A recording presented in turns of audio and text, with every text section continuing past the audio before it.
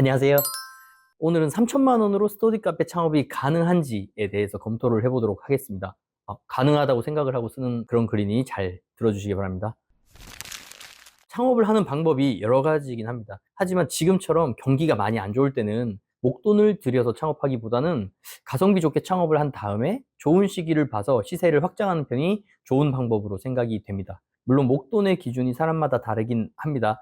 저는 3천만 원에서 5천만 원 사이의 자금으로 어떻게 창업이 가능한지 한번 확인을 해보도록 할게요. 자, 우선 신규 창업을 고려해 보는 건 당연히 경제 상황이 좋으면 최선의 방법이긴 합니다. 하지만 사실 창업 비용을 충분히 가지고 창업하기는 쉽지가 않습니다.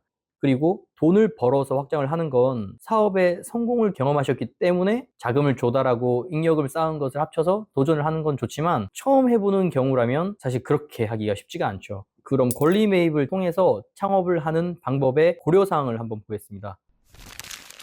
첫 번째는 기존의 매출을 확인을 해야 됩니다. 자, 실질적인 매출을 보려는 것은 아니고요. 왜냐하면 어차피 장사가 안 돼서 권리가 싸진 것입니다. 그런데 잘 될 때 어느 정도까지의 매출이 일어났었는지를 보려고 하는 것이고요. 그 이후에 경쟁 요소에 의해서 매출이 하락했을 가능성이 가장 큽니다. 그리고 그 경쟁점이 앞으로도 사라지지 않고 계속 있을 확률도 높고요. 자, 하지만 저희가 권리로 매입을 한 이후에 시설 변경과 서비스 고도화 작업을 거치고 홍보 마케팅 역량을 투입하여 흩어져 있는 수요를 다시 당겨올 것이기 때문에 기본적인 확인 정도만 해보시면 되겠습니다.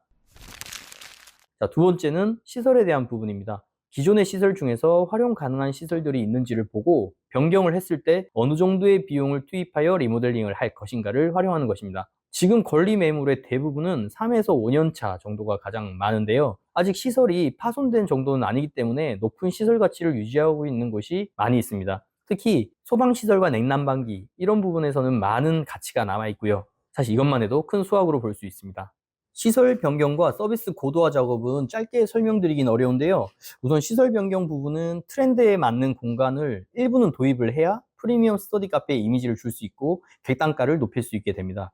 공간상 닫혀있는 창가 쪽이라면 일부 공간을 트고 1인실 공간을 넣을 수 있고 또 어떤 공간을 구획하여 성인 저항형 공간으로 사용할 수도 있겠죠.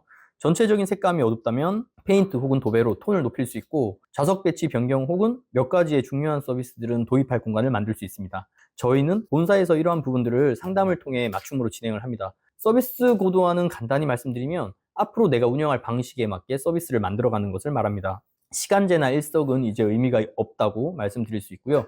그럼 관리형 시스템에 맞게 운영할 수 있도록 서비스를 도입하고 이를 고도화하는 방식을 이야기하는 것입니다. 그리고 운영 방침을 정하고 트레이닝을 해보는 것을 추천드립니다. 계속 머릿속으로 운영을 하며 수정해보고 해당 방식을 주변에 검토받아 보는 것도 좋겠습니다. 자, 세 번째는 상권 입지를 분석하는 것입니다. 현재의 관리형 스터디 카페는 사실 트렌드의 초기이기 때문에 입지에서 B급지라고 하더라도 초반에 영업을 하는 데는 크게 문제가 없습니다. 하지만 산업 주기의 성장과 하락은 있는 것이기 때문에 경쟁 요소의 리스크가 증가한다고 봤을 때 상권과 입지는 또다시 중요한 소비자 가격 결정 요인이 될 것입니다. 저희 프로젝트 12는 본사의 상권 분석, 마케팅팀에서 그동안 쌓아온 노하우를 통해 전문적으로 상권을 분석하고 예비 창업자, 예비 점주분들과 상담을 통해 입지를 선정하게 됩니다. 그리고 추가적으로 조금 더 봐야 하는 것들도 설명을 드리겠습니다. 기존 운영의 문제점들을 살피는 것입니다. 사실 기존 사업주분께서 운영을 너무 잘하셨는데 장사가 안 되었다고 하는 것보다는 눈에 보이는 문제점들이 많은 게 사실은 더 좋습니다. 물론 보이지 않는 문제점들도 있는 것이 좋고요. 어차피 브랜드는 교체될 것이고 시설 업그레이드 될 것이고 시간제나 일석이 아니라 구독제 이용으로 서비스가 바뀌는 것이기 때문에 기존의 그런 것들은 사실 신경 쓰지 않으셔도 되거든요. 그래서 그런 부분을 확인해 보고 기존 운영자분께 도움을 구할 수 있는 것들을 최대한 구하는 것도 중요합니다. 기존에 쌓인 고객 데이터도 홍보를 할 수 있는 수단이 되고요. 작년 데이터면 올해 한 학년 더 올라갔겠죠.